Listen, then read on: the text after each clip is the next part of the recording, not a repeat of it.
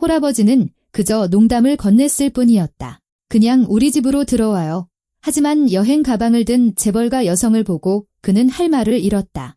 차 한잔하고 가실래요? 집에서까지 상사를 모시고 싶진 않은데. 새벽 3시, 박서준은 문 두드리는 소리에 잠이 깼다. 문 앞에는 명품 여행 가방을 든 여자가 떨리는 손으로 서 있었다. 어제 그는 농담으로 말했었다. 모든 게 지겨워지면 그냥 우리 집에 와서 살아요. 그리고 오늘 그녀는 수천억 원 가치의 대기업 대표이사직을 그만두고 정말로 찾아왔다. 그는 아직 몰랐다. 그날 밤이 자신의 딸과 집, 그리고 자기 자신의 운명을 영원히 바꾸어 놓으리라는 것을. 수천 명의 직원을 호령하던 여인이 그들에게 진정으로 사는 법을 가르쳐 주리라는 것을. 그리고 때로는 구원이란 그것을 기다리는 사람이 아니라 그것을 베푸는 사람에게 찾아온다는 사실을. 박서준은 아침 6시에 울리는 알람 소리에 잠에서 깼다. 잠을 설쳤다. 또 4시간밖에 못 잤다. 어젯밤에는 자정까지 대리운전 아르바이트를 했고 그 후에는 세무서에 낼 서류를 정리해야 했다. 자리에서 일어나 부엌으로 가 주전자에 물을 올리고 창밖을 내다보았다. 아침 안개에 잠긴 호수가 보였다. 아름다웠다. 하지만 감상에 젖을 시간은 없었다. 딸 유나를 깨워 학교 갈 준비를 시키고 자신도 물류창고 첫 교대 근무에 늦지 않아야 했다. 저녁에는 2번째 일인 대리운전이, 주말에는 3번째 일인 동네 이웃들의 자잘한 수리일이 기다리고 있었다. 34살, 3개의 직업, 그리고 딸과 단둘이 사는 삶. 서준은 딸의 방으로 들어갔다. 유나는 곰인형을 껴안은 채 자고 있었다. 8살 짙은 머리카락이 베개 위에 흩어져 있었다. 잠든 얼굴에는 아내의 모습이 어려 있었다. 그는 침대 끝에 걸터앉아 딸의 머리를 쓰다듬었다. 유나야, 일어나야지. 학교 가야지. 아이가 눈을 뜨고 환하게 웃었다. 좋은 아침, 아빠. 그래, 우리 딸, 좋은 아침. 얼른 씻어. 10분 뒤에 아침 먹자. 유나는 일어나 욕실로 향했다. 서준은 부엌으로 돌아와 간단히 토스트를 굽고 주스를 따랐다. 언제나처럼 단출한 아침 식사였다. 식탁에 앉은 유나는 말없이 먹기만 했다. 서준은 딸의 얼굴에 그늘이 진 것을 알아차렸다. 무슨 일 있어? 내일 학교에서 호수에 대한 발표 과제가 있어요. 모형을 만들어야 하는데 시간이 없어요. 서준은 한숨을 쉬었다. 유나야, 아빠 오늘 교대 근무가 2탕이야. 내일 도와줄게. 하지만 내일이 제출일이란 말이에요. 그럼 저녁 9시 이후에나 시간이 날 텐데 그때 같이 만들자. 할 수 있을 거야. 유나는 고개를 끄덕였지만 눈에는 여전히 서운함이 가득했다. 서준은 딸을 학교에 데려다주고 창고로 향했다. 오후 2시까지 일했다. 무거운 상자들을 싣고 내리는 작업의 연속이었다. 허리는 끊어질 듯 아팠고 팔은 감각이 없었다. 2시가 되자 허름한 기사식당에서 점심을 해결했다. 집에서 해먹는 게 더 쌌지만 그럴 시간이 없었다. 저녁에는 방과 후 교실에 있던 유나를 데리고 집에 왔다. 딸에게 숙제를 하라고 앉혀놓고 자신은 옷을 갈아입은 뒤 대리운전을 하러 나갔다. 호출은 꼬리에 꼬리를 물었다. 시내, 외곽, 공항. 손님들은 대부분 지쳐 있었고 말이 없었다. 서준도 그저 묵묵히 운전만 했다. 밤 11시 반. 마지막 호출이 들어왔다. 그의 집 근처 주소였다. 운이 좋다고 생각하며 한 여성이 뒷좌석에 탔다. 값비싼 옷차림, 정장, 그리고 몹시 지쳐 보이는 얼굴. 안녕하세요. 호숫가 길 7번지로 가주세요. 서준은 놀랐다. 바로 옆집이었다. 1년 넘게 비어있던 낡은 집 그쪽으로 이사 오시는 건가요? 네, 오늘 막요. 알겠습니다. 금방 모셔다 드리죠. 차 안은 침묵이 흘렀다. 서준은 룸미러로 여자를 힐끔 쳐다봤고 여자는 창밖만 바라보고 있었다.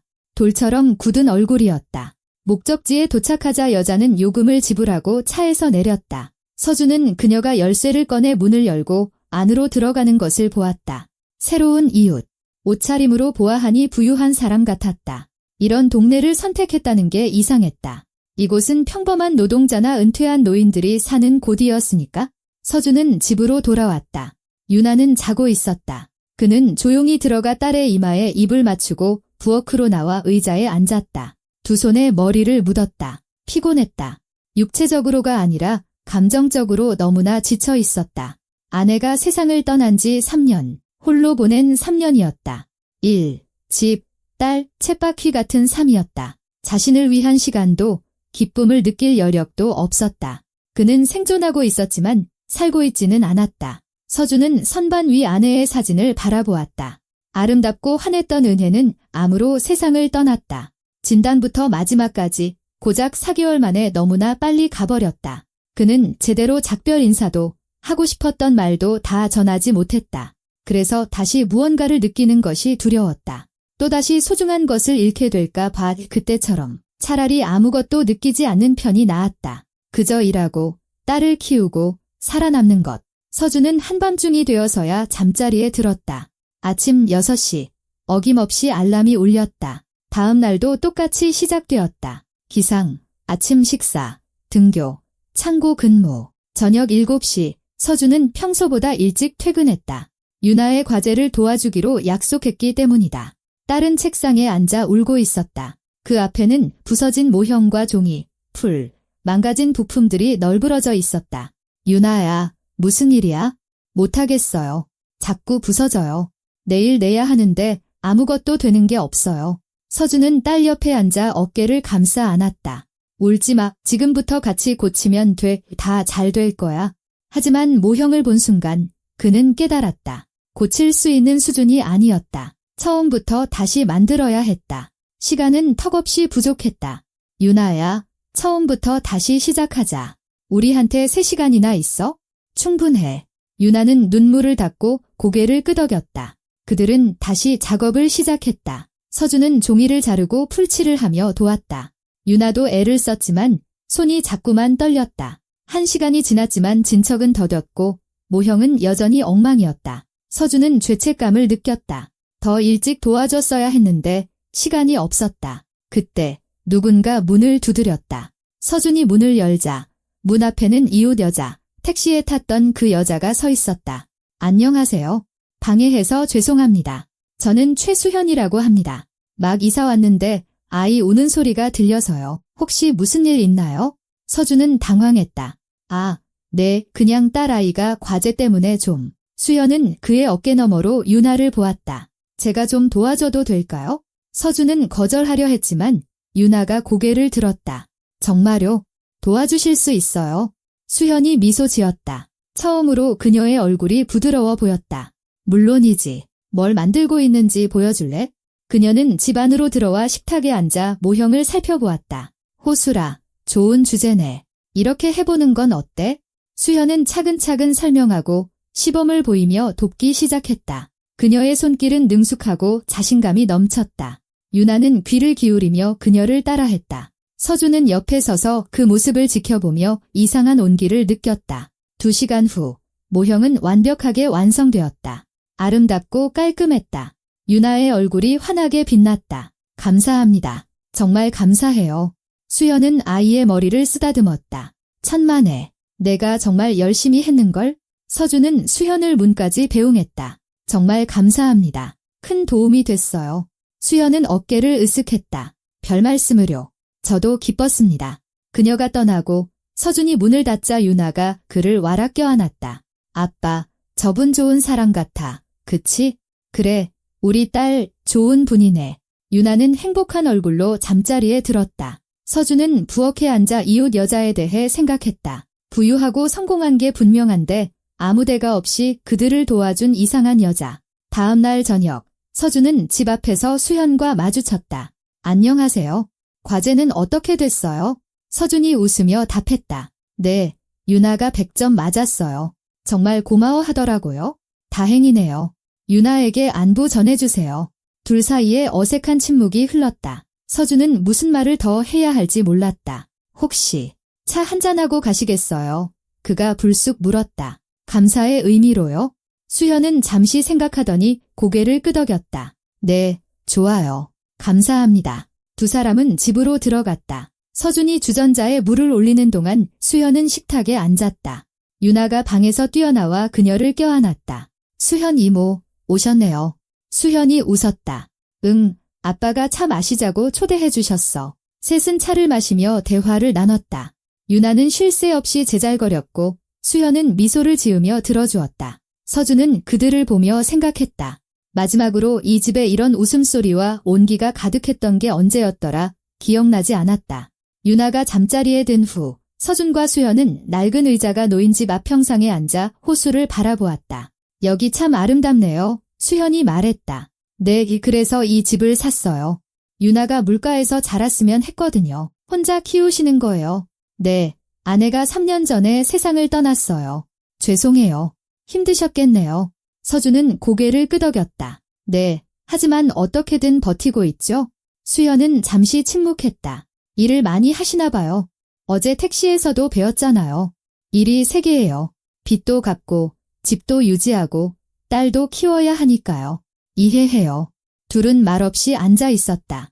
이윽고 수현이 입을 열었다. 저는 수천억 원대 기업의 대표예요.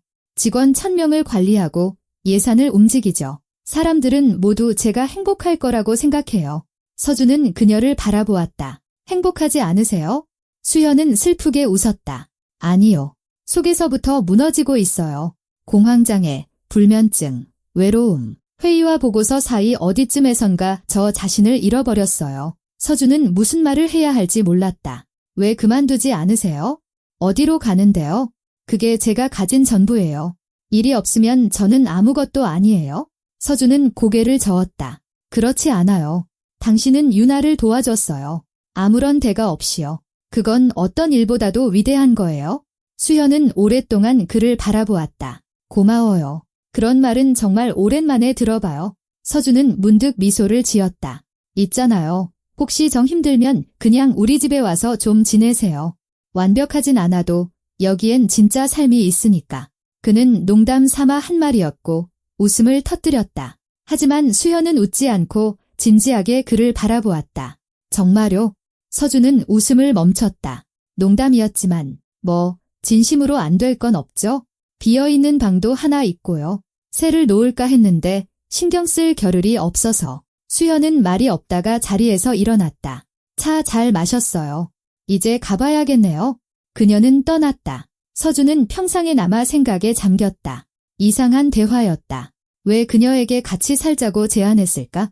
바보 같은 짓이었다. 그는 내일 모든 것이 변하리라는 것을 알지 못했다. 서준은 아침 6시에 잠에서 깼다. 평소와 같은 하루의 시작이었다. 기상, 아침 식사, 등교, 출근. 하지만 왠지 모르게 어젯밤의 대화와 수현에 대한 생각이 머릿속을 맴돌았다. 공황장애와 외로움에 대해 말하던 그녀의 모습. 그는 그 감정을 이해했다. 자신도 지난 3년간 그렇게 살아왔으니까.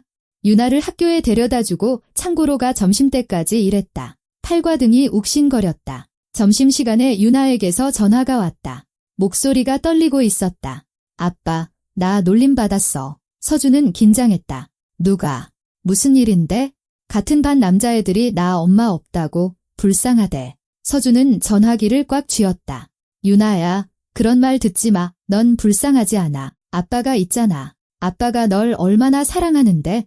알아. 근데 슬퍼. 힘내. 우리 딸 저녁에 데리러 가서 얘기하자. 유나는 인사를 하고 전화를 끊었다. 서준은 무력감을 느꼈다. 딸을 그런 말들로부터 지켜줄 수 없었다. 엄마를 돌려줄 수도, 딸의 삶을 더 쉽게 만들어줄 수도 없었다. 그저 일하고, 부양하고, 곁에 있어주는 것뿐이었다. 저녁에 유나를 데리러 갔다. 아이는 오는 내내 말이 없었다. 서준은 딸이 울었다는 것을 알 수 있었다.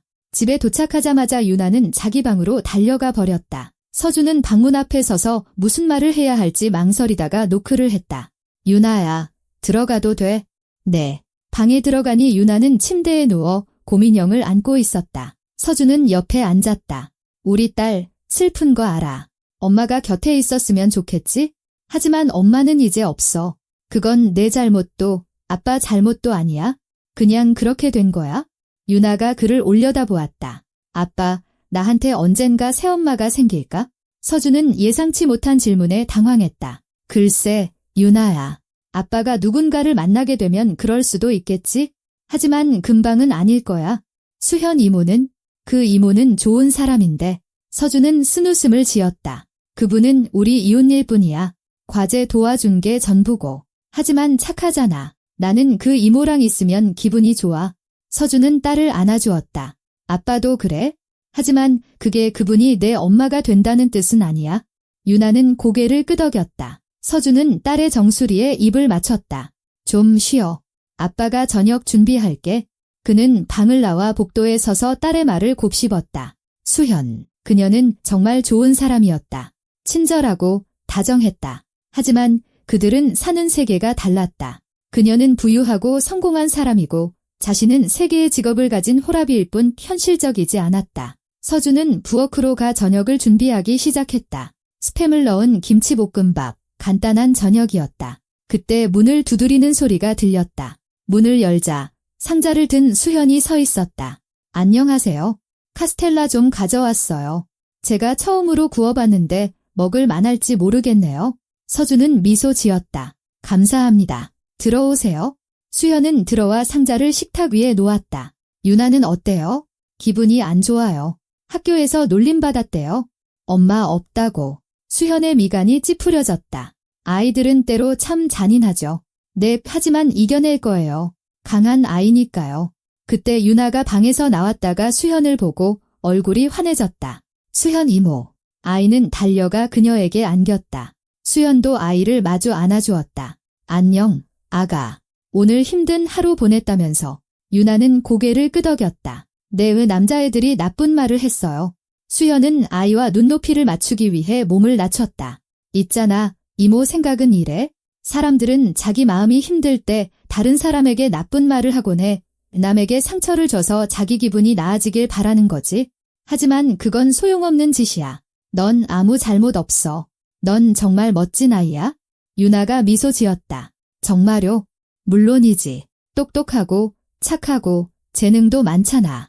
누구라도 널 자랑스러워할 거야.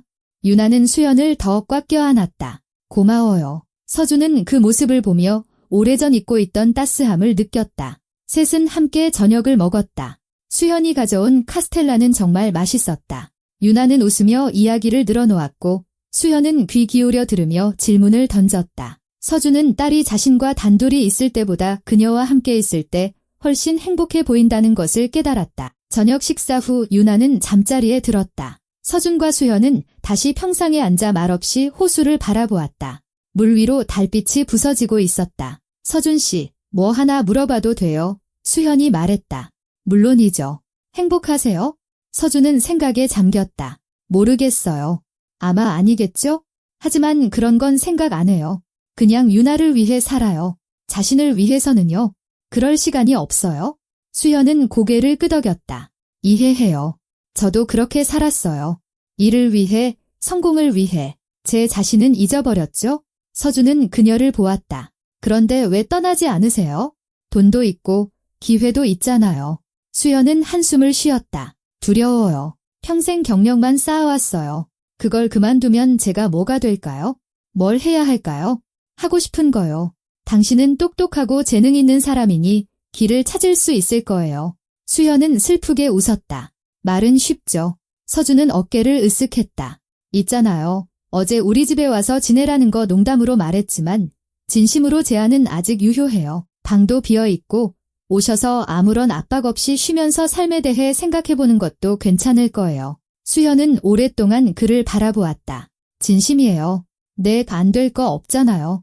당신에겐 휴식이 필요하고 우리에겐 좋은 친구가 생기는 거고요. 유나도 당신을 좋아하고 저도 그래요. 수현은 침묵하다가 조용히 말했다. 고마워요. 생각해볼게요. 그녀는 떠났다. 서준은 평상에 남아 생각했다. 내가 왜 또 제안했을까? 이상한 일이야. 우린 거의 모르는 사이인데 하지만 마음 한편으로는 옳은 일을 했다고 느꼈다. 한때의 자신처럼 그녀에게도 도움이 필요했으니까. 다음 날 서준이 창고에서 일하고 있을 때 수현에게서 메시지가 왔다. 오늘 저녁에 얘기 좀 할 수 있을까요? 그는 물론이죠. 7시에 오세요라고 답했다. 저녁에 서준은 일찍 집에 돌아왔다. 유나는 숙제를 하고 있었고 그는 차를 준비하며 기다렸다. 정확히 7시 문을 두드리는 소리가 들렸다. 수현이었다. 그런데 혼자가 아니라 작은 여행 가방과 함께였다. 서준은 놀랐다. 이게 뭐예요? 수현이 안으로 들어왔다. 여기서 며칠만 지내봐도 될까 해서요. 괜찮다면요. 서준은 어쩔 줄 몰랐다. 정말요? 그럼 일은요? 집은요? 2주 휴가 냈어요. 5년 만에 처음으로요? 집은 그대로 있지만 여기서 좀 지내고 싶어요. 조용하게 평범한 사람들하고요. 서준은 웃음을 터뜨렸다. 평범하다니요. 우린 거의 알지도 못하는 사이잖아요. 바로 그거예요. 당신은 날 사장으로도 재벌로도 모르잖아요. 그냥 한 사람으로 보죠. 그건 정말 드문 일이거든요. 서준은 고개를 끄덕였다. 좋아요. 따라와요. 방을 보여줄게요. 그는 그녀를 2층으로 안내했다. 작은 방, 단출한 가구, 깨끗한 침구. 여기에요. 누추해서 미안해요. 수현은 방을 둘러보았다. 완벽해요. 고마워요. 유나가 달려왔다. 수현 이모, 우리랑 같이 사는 거예요? 응, 우리 딸 며칠 동안만. 유나는 기뻐서 소리를 질렀다. 야호. 아이는 수현에게 달려가 안겼다. 수현도 미소 지으며 아이를 안아주었다. 서준은 그들을 보며 생각했다. 내가 무슨 짓을 한 거지? 낯선 사람을 딸이 있는 집에 들이다니. 하지만 이상하게도 두렵지 않았다. 옳은 일을 했다는 느낌이 들었다. 첫날 저녁은 평온하게 지나갔다. 셋이서 함께 저녁을 먹었다. 수현은 자세한 내용은 빼고 회사에서 있었던 재미있는 일들을 이야기해 주었다. 유나도, 서준도 웃었다. 유나가 잠든 후 그들은 다시 평상에 앉았다. 서준 씨, 고마워요. 수현이 말했다. 날 받아줘서요. 왜 그랬는지는 모르겠지만 저에게는 정말 중요한 일이에요. 별 말씀을요. 그냥 당신에게 필요한 것 같아서요. 한때 저에게 필요했던 것처럼. 당신에게 뭐가 필요했는데요? 지지요. 아내가 죽고 나서 저는 마음의 문을 닫았어요. 일하고 딸을 키웠지만 살지는 않았죠. 느끼지도 않았고요. 그게 옳다고 생각했는데 아니었어요. 그건 그냥 생존이었어요. 수현은 고개를 끄덕였다. 저도 최근 몇 년간 그렇게 살았어요. 일, 돈, 성공. 하지만 속은 텅 비어 있었죠. 서준은 그녀를 바라보았다. 그럼 우리 다르게 살아보는 건 어때요? 적어도 이 2주만이라도요. 목표도 계획도 없이 그냥 존재하는 거예요. 수현이 미소 지었다. 좋아요. 둘은 말없이 앉아 호수를 바라보며 고요함을 들었다. 서준은 무언가 천천히 하지만 분명히 변하고 있음을 느꼈다. 그리고 그 변화는 좋은 것이었다. 2주는 눈 깜짝할 사이에 지나갔다. 수현은 그들과 함께 지냈다. 아침에는 서툴게 아침 식사를 준비하다가 실수하고 웃었다. 낮에는 호숫가를 산책하고 몇 년간 펼쳐보지도 않았던 책을 읽었다. 저녁에는 유나의 숙제를 도와주고 함께 놀아주고 이야기를 들려주었다. 서준은 그녀가 변하는 것을 보았다. 얼굴이 부드러워지고 눈빛이 밝아지고 웃음이 잦아졌다. 유나는 그녀를 무척 따랐다. 수현 이모라고 부르며 비밀을 털어놓고 이유 없이 그녀를 껴안았다. 서준 역시 그녀에게 마음이 끌렸지만 인정하기가 두려웠다. 2주간의 휴가 마지막 날이 왔다. 저녁에 그들은 평상에 앉아 있었다. 내일 돌아가요. 수현이 말했다. 일터로, 현실로요. 서준은 고개를 끄덕였다. 그렇군요. 기분은 어때요? 수현은 잠시 침묵했다. 모르겠어요. 쉬고 잠도 푹 잤지만 돌아갈 생각을 하니 불안해요. 가고 싶지 않아요. 그럼 돌아가지 마세요. 수현은 웃었다. 말은 쉽죠. 저에겐 계약도 있고 책임도 있어요. 수천 명의 사람들이 저에게 달려 있다고요. 하지만 당신 자신은요? 당신이 불행하다면 그게 무슨 의미가 있어요? 수현은 그를 바라보았다. 그게 제가 가진 전부라는 의미가 있죠? 서준은 고개를 저었다. 아니에요. 당신에겐 선택권이 있어요. 언제나 그렇죠. 수현은 자리에서 일어났다. 모든 것에 감사해요. 서준 씨, 정말로요. 지난 2주는 몇 년 만에 최고의 시간이었어요. 하지만 이제 돌아가야 해요. 그녀는 집으로 들어갔다. 서준은 평상에 남아 슬픔을 느꼈다. 내일이면 그녀는 떠나 자신의 세계로 돌아갈 것이고 자신은 자신의 세계에 남게 될 터였다. 그날 밤 늦게 잠자리에 들었다. 서준은 잠을 이룰 수 없었다. 수현에 대해 그녀가 그들의 삶에 얼마나 자연스럽게 스며들었는지, 그녀와 함께하는 것이 얼마나 좋았는지, 그리고 그녀가 없으면 얼마나 공허할지에 대해 생각했다. 새벽 3시 문을 두드리는 소리가 들렸다. 서준은 소스라치게 놀랐다. 이 시간에 누구지? 그는 일어나 가운을 걸치고 아래층으로 내려가 문을 열었다. 문 앞에는 여행 가방을 든 수연이 떨리는 손으로 서 있었다. 얼굴은 창백했고 눈은 충혈되어 있었다. 수현 씨, 무슨 일이에요? 그녀는 말이 없다가 나지막이 말했다. 방금 사표 냈어요. 1시간 전에 이사회 의장님께 전화해서 당장 그만두겠다고 했어요. 인수인계 기간도 없이요. 서준은 그 자리에 얼어붙었다. 네. 수현은 안으로 들어와 여행 가방을 내려놓았다. 도저히 못하겠더라고요. 제 침대에 누워서 내일 일을, 회의와 보고서와 압박을 생각하는데 더는 못하겠다고 이대로 돌아가면 완전히 부서져 버릴 거라고 깨달았어요. 서준은 문을 닫았다. 수현 씨, 진심이에요. 그냥 그렇게 일을 그만뒀다고요? 그냥 그런 게 아니에요. 오래전부터 생각해왔지만 두려웠어요. 그런데 오늘 깨달았어요. 위험을 감수하는 것보다 두려움 속에 사는 게 더 끔찍하다는 걸. 그래서 전화해서 다 말해버렸어요. 서준은 할 말을 잃었다. 그럼 이제 어떡할 거예요? 수연은 그를 바라보았다. 모르겠어요. 하지만 어제 당신이 말했잖아요. 저에게 선택권이 있다고. 전 선택했어요.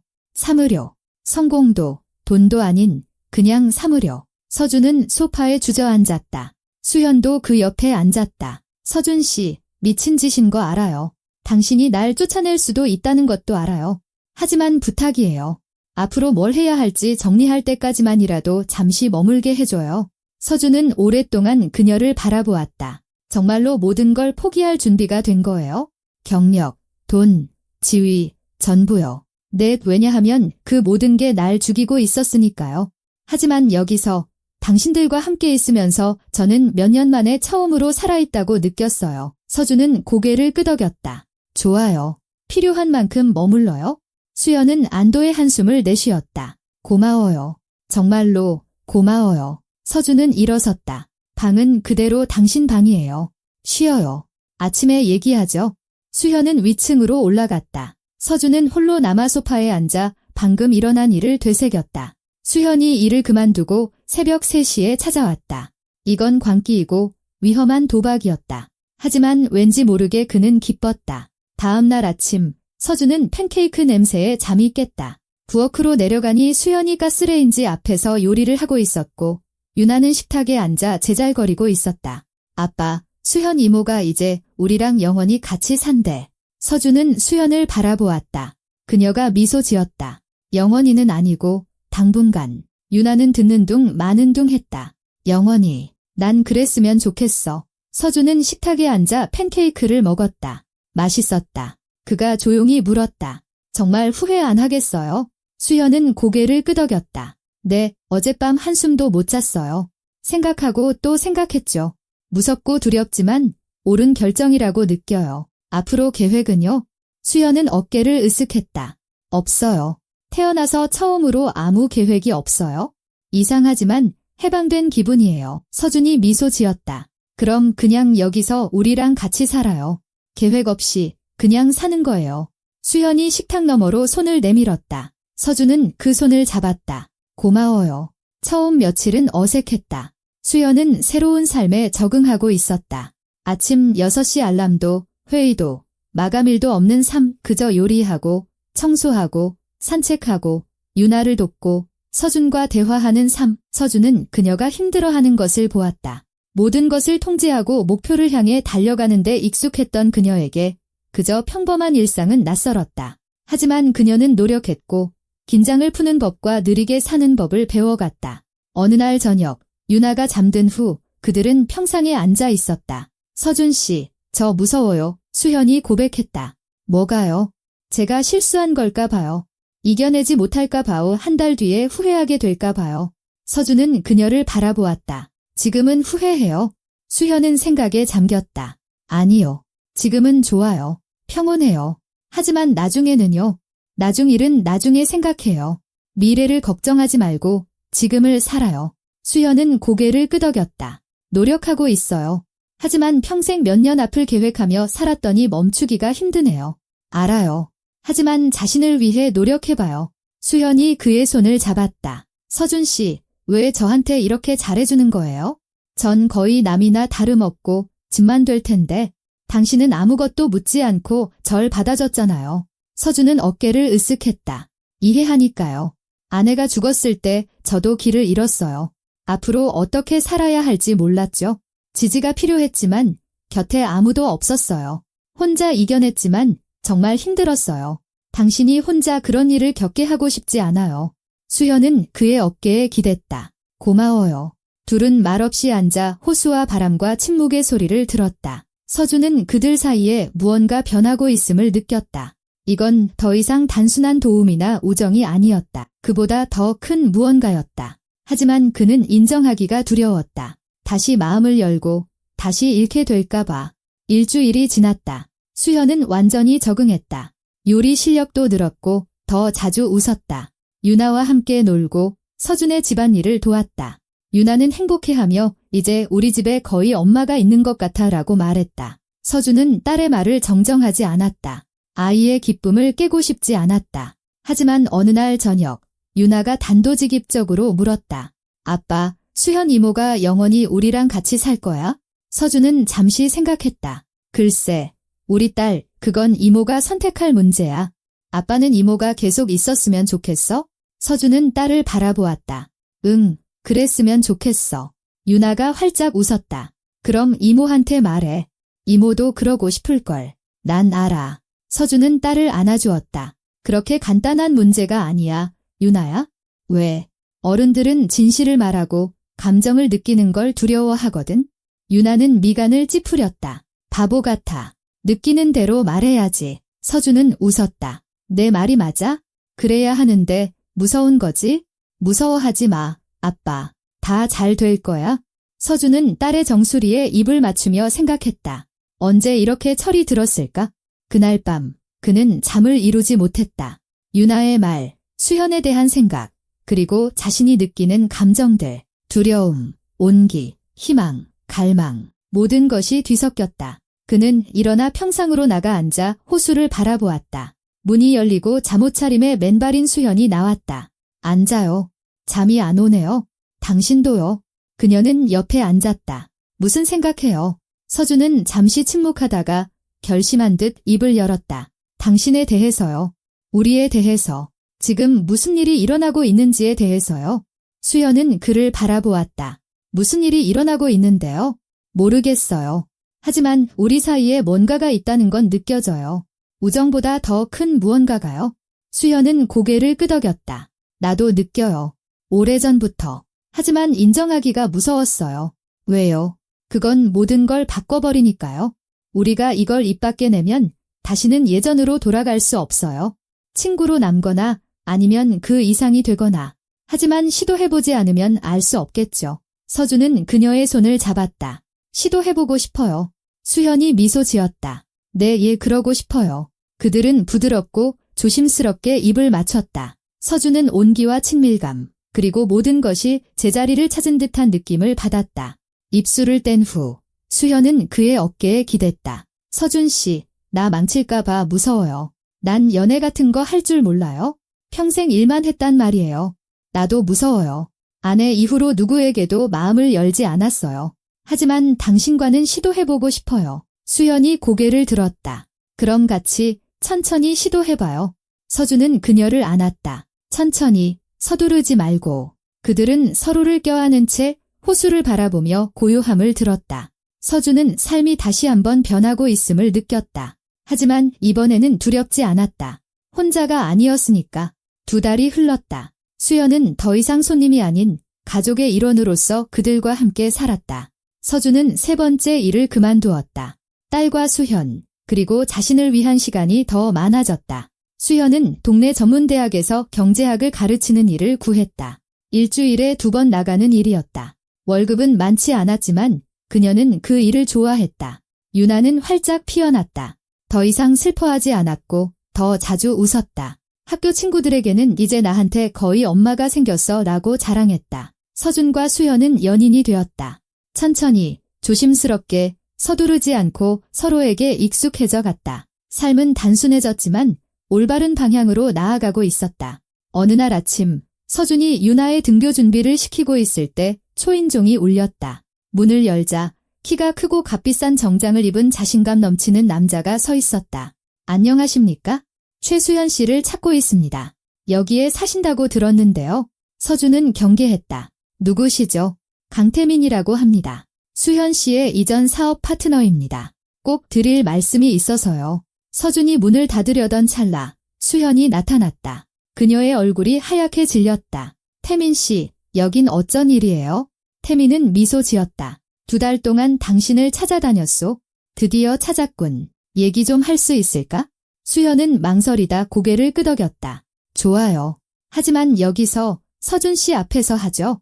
태민은 안으로 들어와 식탁에 앉았다. 서준도 수현의 옆에 앉았다. 유나는 자기 방으로 달려갔다. 수현 씨, 당신은 그냥 사라져버렸어. 태민이 말을 시작했다. 갑자기 사표를 내고 전화도 받지 않고 모두가 걱정했다오. 모든 것으로부터 휴식이 필요했어요. 이해하오. 하지만 2달은 너무 길었어. 우리가 당신을 그리워했고 회사가 당신을 그리워했소. 수현은 미간을 찌푸렸다. 여긴 왜 온 거예요? 태민 씨. 태민은 몸을 앞으로 숙였다. 당신에게 돌아오라고 제안하러 왔소. 하지만 대표로서가 아니라 파트너로서 말이오. 공동 소유주로. 회사 지분 20%와 완전한 자유를 주겠소. 원할 때 일하고 원하는 것을 결정하는 거요. 어떤 압박도 없을 거요. 수현은 침묵했다. 서준은 그녀가 고민하고 있다는 것을 알 수 있었다. 20% 그녀가 되뇌었다. 그렇소. 수백억의 가치요. 수현 씨, 안정, 미래, 당신에게 필요한 모든 것이지. 수현은 서준을 한 번, 그리고 태민을 한 번 쳐다보았다. 생각할 시간이 필요해요.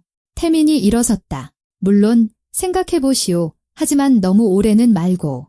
제안은 일주일간 유효하오. 여기 내 명함이오. 결정하면 전화 주시오.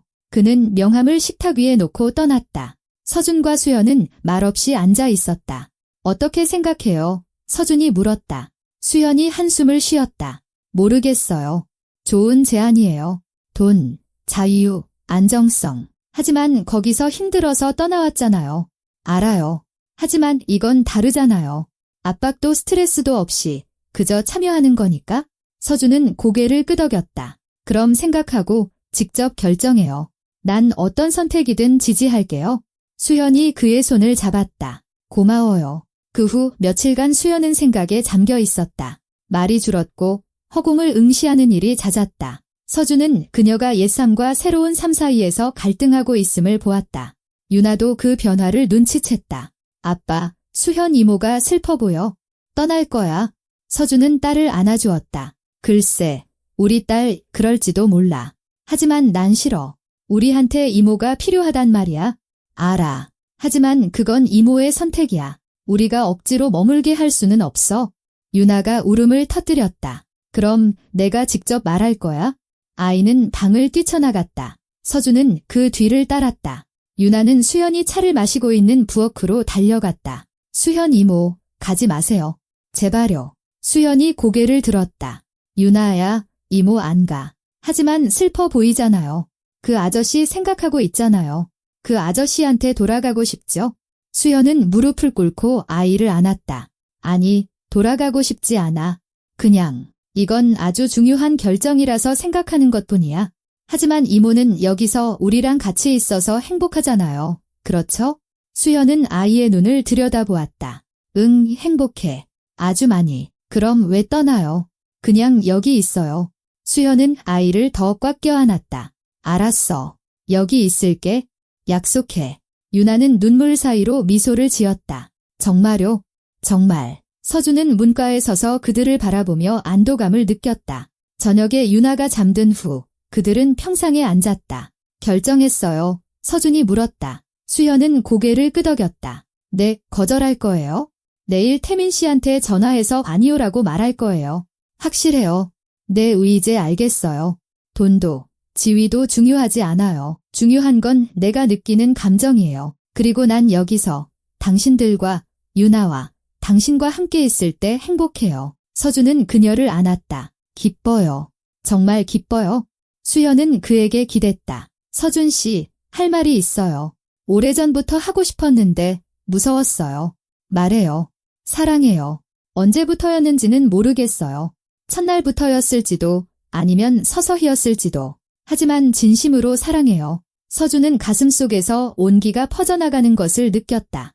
나도 사랑해요. 나도 인정하기가 무서웠어요. 아내의 기억을 배신하는 것 같아서요. 하지만 이젠 알아요. 배신하는 게 아니라는 걸 그저 삶을 계속 살아가는 거고 당신은 그 삶의 일부예요. 가장 중요한 일부요. 수연이 그를 향해 돌아섰다. 정말요?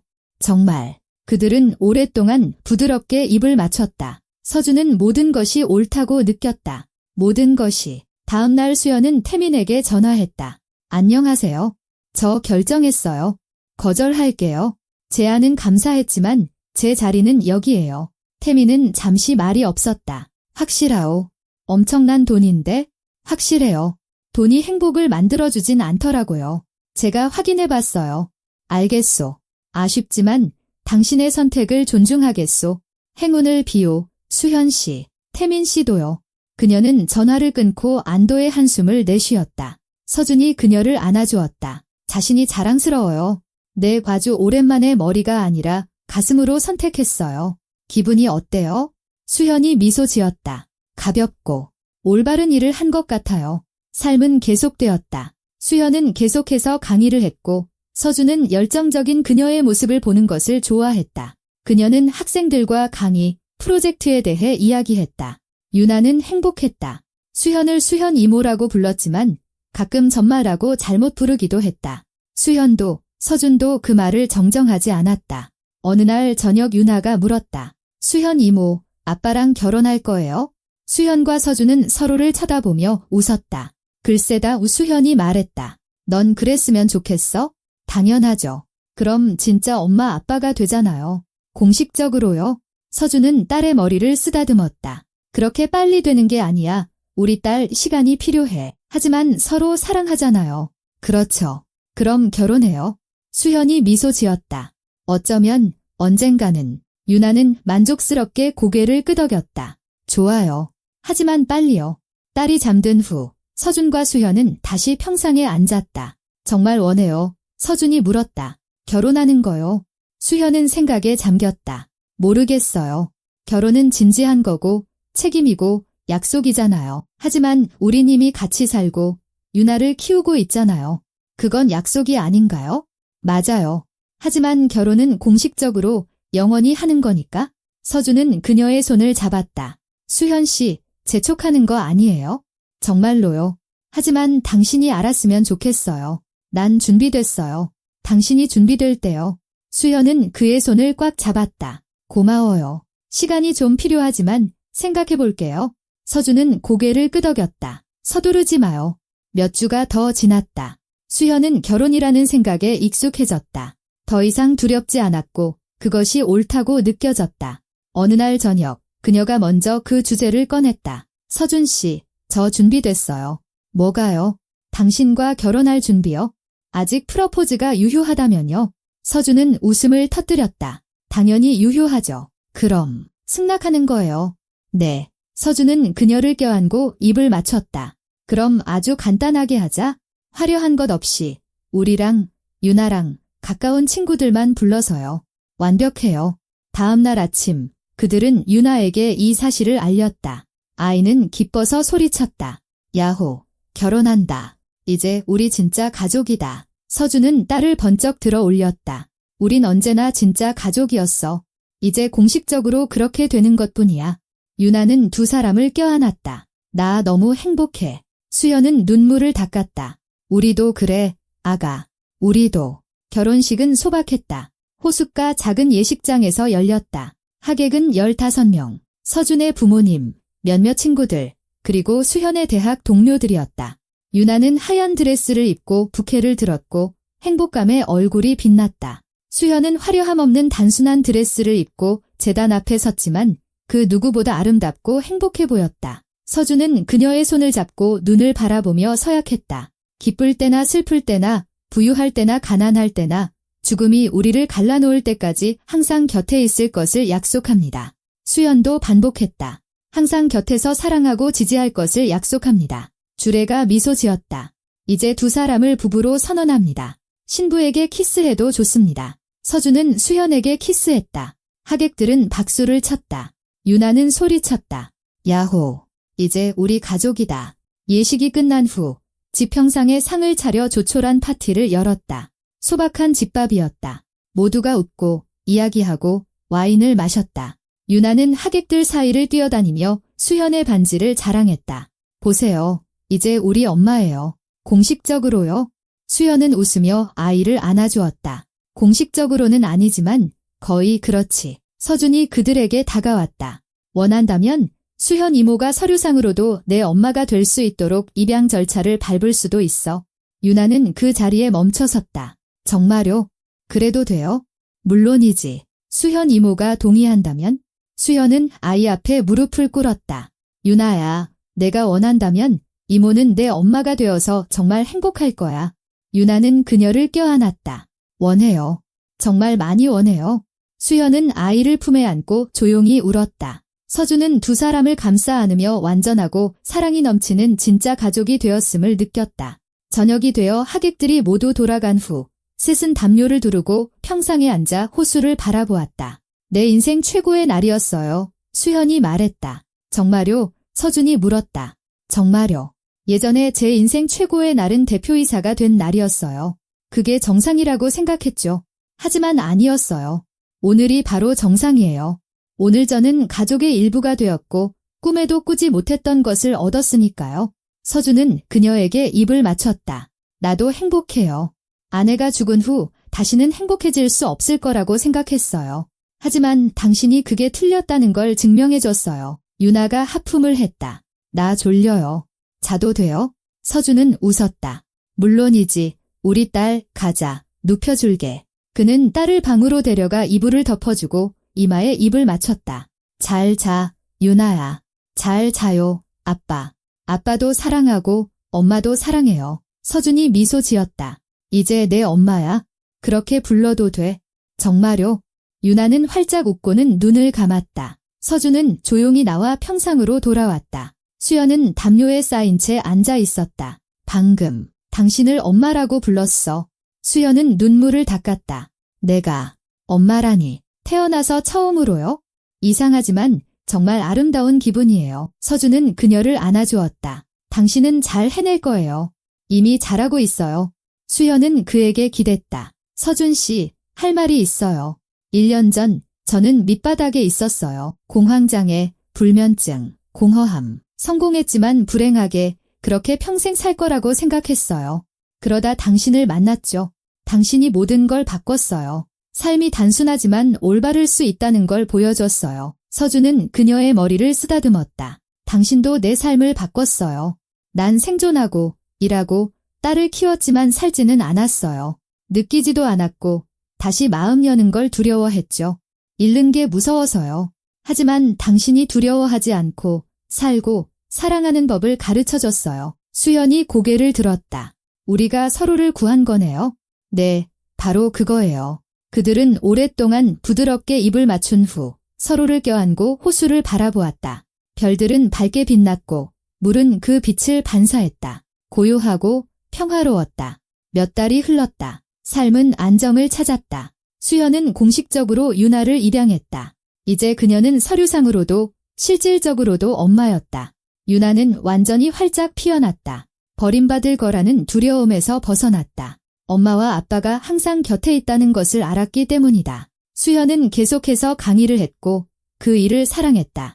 학생들도 그녀를 좋아했다. 다른 교수님들과는 달리 자신들을 이해해준다고 말했다. 서준은 대리운전 일을 그만두고 창고에서만 일했다. 월급은 충분했고 수연도 돈을 벌어왔다. 빚은 점차 줄어들었다. 가족과 자신, 그리고 삶을 위한 시간이 생겼다. 어느 날 저녁 수현이 말했다. 서준 씨, 나 아이 한 명 더 갖고 싶어요. 서준은 놀랐다. 정말요? 네, 유나도 크고 있고 몇 년 뒤면 청소년이 될 거예요. 우리 둘 사이에 아기가 있었으면 좋겠어요. 서준은 생각에 잠겼다. 나 이제 늙었어요. 35인데 할 수 있을까요? 수현이 웃었다. 당연히 할 수 있죠. 당신은 훌륭한 아빠잖아요. 둘째에게도 그럴 거예요. 서준이 미소 지었다. 좋아요. 노력해봅시다. 반년 후 수현은 임신했다. 유나는 뛸 듯이 기뻐했다. 나한테 남동생이나 여동생이 생기는 거야. 수현은 배를 쓰다듬었다. 아직은 누군지 몰라. 나중에 알 수 있겠지? 나는 여동생이었으면 좋겠어. 인형놀이 같이 하게. 서준이 웃었다. 남동생이면 어떡하고? 유나는 잠시 생각했다. 그래도 좋아. 내가 맏언니가 되는 거니까 잘 돌봐줄 거야. 임신 기간은 순조로웠다. 수현은 컨디션이 좋았고 7개월까지 강의를 계속했다. 서준은 그녀를 돌보고 요리하고 돕고 등을 마사지해 주었다. 유나도 그녀를 돌봤다. 물을 가져다 주고 책을 소리내어 읽어주고 배를 쓰다듬었다. 아가야, 나는 내 누나 유나야. 곧 만나자. 사랑해. 수연은 감동해서 울었다. 내가 최고야, 유나야. 아이는 봄에 태어났다. 딸이었다. 이름은 서준의 첫 아내를 따라 은혜라고 지었다. 수연이 직접 제안했다. 당신 아내의 이름을 따랐으면 좋겠어요. 그녀도 당신 역사의 일부고 우리의 일부니까요. 서준은 그녀를 안았다. 고마워요. 정말 큰 의미예요. 유나는 동생을 끔찍이 아꼈다. 기저귀를 갈고 젖병을 물리고 재우는 것을 도왔다. 내가 세상에서 제일 가는 언니야 라고 말했다. 서준은 자신의 가족을 바라보았다. 아내, 2딸, 웃음과 활기로 가득 찬 집 1년 전만 해도 그는 희망 없이 지치고 길 잃은 호랍이었는데 지금은 진정으로 행복했다. 어느 날 저녁 2딸이 모두 잠든 후 서준과 수현은 평상에 앉아 있었다. 그 새벽 3시에 노크, 기억나요? 서준이 물었다. 수현이 미소 지었다. 물론이죠. 끔찍하게 무서웠어요. 내가 무슨 짓을 하는 건지 몰랐지만 그냥 당신에게 가야 한다고 느꼈어요. 나는 당신을 들여보내야 할지 말아야 할지 몰랐어요. 미친 짓이라고 생각했죠. 여행 가방을 든 낯선 여자라니. 수현이 웃었다. 하지만 들여보내줬잖아요. 네, 그리고 단 한 번도 후회한 적 없어요. 수현은 그의 어깨에 기댔다. 서준 씨, 난 가끔 생각해요. 만약 내가 그날 밤 오지 않고 회사로 돌아가서 그 삶을 계속 살았다면 어땠을까? 어땠을 것 같아요. 완전히 부서져 버렸거나 불행하게 살았겠죠? 하지만 확실한 건 여기 당신과 아이들과 함께 있지 못했을 거고 행복하지도 않았을 거라는 거예요. 서준은 그녀의 정수리에 입을 맞췄다. 나는 당신이 와서 다행이라고 생각해요. 당신이 나와 유나를 구했어요. 우린 생존했지만 살지는 않았으니까. 당신이 우리에게 사는 법을 가르쳐줬어요. 수연이 고개를 들었다. 우리가 서로를 구한 거예요?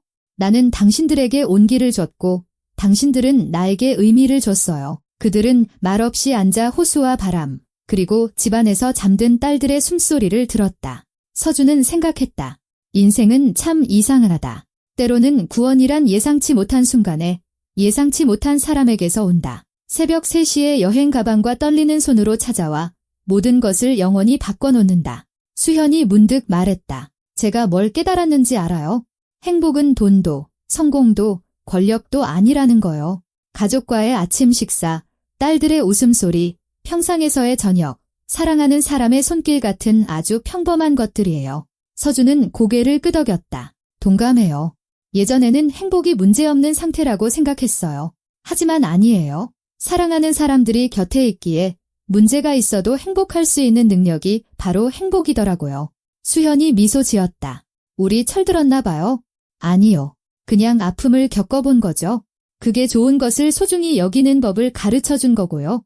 그들은 서로를 껴안고 앉아 있었다. 서준은 과거를 생각했다. 먼저 떠난 아내, 고독했던 몇 년, 다시 마음을 여는 것에 대한 두려움. 하지만 그는 마음을 열었고 위험을 감수했고 옳은 선택을 했다. 수연도 자신의 과거를 생각했다. 자신을 갉아먹던 경력, 공황장애, 내면의 공허함. 하지만 그녀는 떠났고 성공 대신 삶을 선택했고 후회하지 않았다. 그들은 우연히 혹은 필연적으로 서로를 찾았다. 운명이든 행운이든 중요하지 않았다. 중요한 것은 그들이 함께 있다는 사실이었다. 서준은 시계를 보았다. 늦었네요. 자야겠어요. 내일 일찍 일어나야 하잖아요. 수현이 일어섰다. 우리 딸들한테 가요. 그들은 집 안으로 들어가 조용히 아이들 방으로 향했다. 유나는 고민형을 안고 자고 있었고 은혜는 아기 침대에서 색색거리며 잠들어 있었다. 서준과 수연은 손을 잡고 딸들을 바라보았다. 우리가 해냈네요. 수연이 속삭였다. 가족을 만들었어요. 네, 우리가 해냈어요. 그들은 방을 나와 문을 닫고 침대에 누워 서로를 껴안았다. 서준은 눈을 감고 생각했다. 삶은 계속된다. 완벽하지는 않다. 문제도, 어려움도, 피곤함도 있다. 하지만 진짜 삶이다. 사랑과 온기, 의미가 있는, 그리고 그것만으로도 충분했다. 아니, 충분하고도 남았다. 그는 수현을 껴안은 채 그녀의 온기와 숨결과 존재를 느끼며 잠이 들었다. 집 안은 고요하고 평온하고 안전했다. 마땅히 그래야 하는 것처럼.